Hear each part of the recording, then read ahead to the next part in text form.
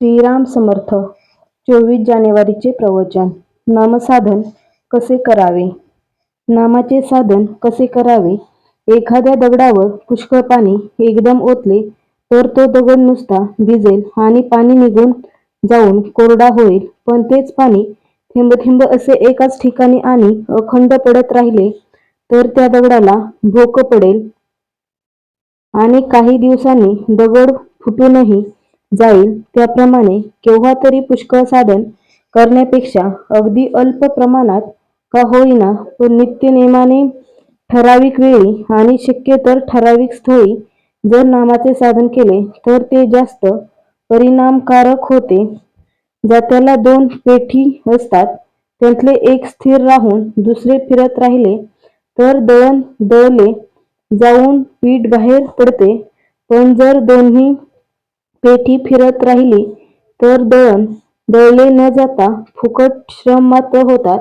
माणसाचे शरीर आणि मन अशी 2 पेठी आहेत.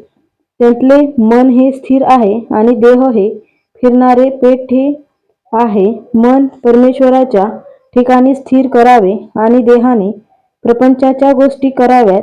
प्रारब्धाचा संबंध देहापर्यंतच असतो. प्रारब्धरूपी खुंटा देहरूपी पेढ्यात बसून तो त्याला फिरवतो आणि मनरूपी पेठे स्थिर असते.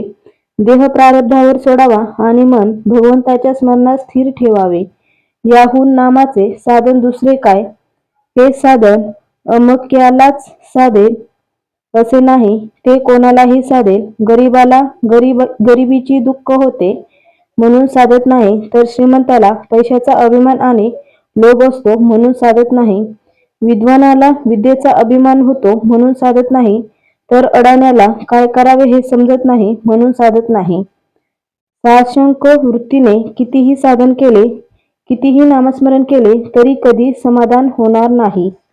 नीतिधर्माचे आचरण, शास्त्रशुद्ध वर्तन, शुद्ध अंतःकरण आणि भगवंताचे स्मरण इतक्या गोष्टी असतील तरच साधक शेवटपर्यंत पोहोचेल आणि शेवटपर्यंत तो पोहोचला तरच फायदा. घरी पोहोचल्यावर पत्र लिहा असे म्हणतात. याचा अर्थ हाच आहे, प्रपंच करीत असताना वाईट विचार मनात येतात, त्याचप्रमाणे परमार्थ करीत असतानाही वाईट विचार आले म्हणून घाबरण्याचे कारण नाही. ज्यावेळी वाईट विचार मनात येतील त्यावेळी भगवंताचे नाम घेतले तर त्या विचारांची मजल पुढे जाणार नाही. दृढ विश्वासाने नाम चालू ठेवावे. जिथे कर्तव्याची जागृती आणि भगवंताची स्मृती आहे तिथेच समाधानाची प्राप्ती होते. भगवंता मी तुझा आहे असे रात्रंदिवस म्हणत गेल्याने भगवंत प्रकट होत जाईल आणि भगवंत जितका प्रकट होत जाईल तितके मी पणाचे दडपण आपोआप कमी होत जाईल. आजचा बोध. प्रारब्धाची व ग्रहांची गती देहापर्यंतच आहे.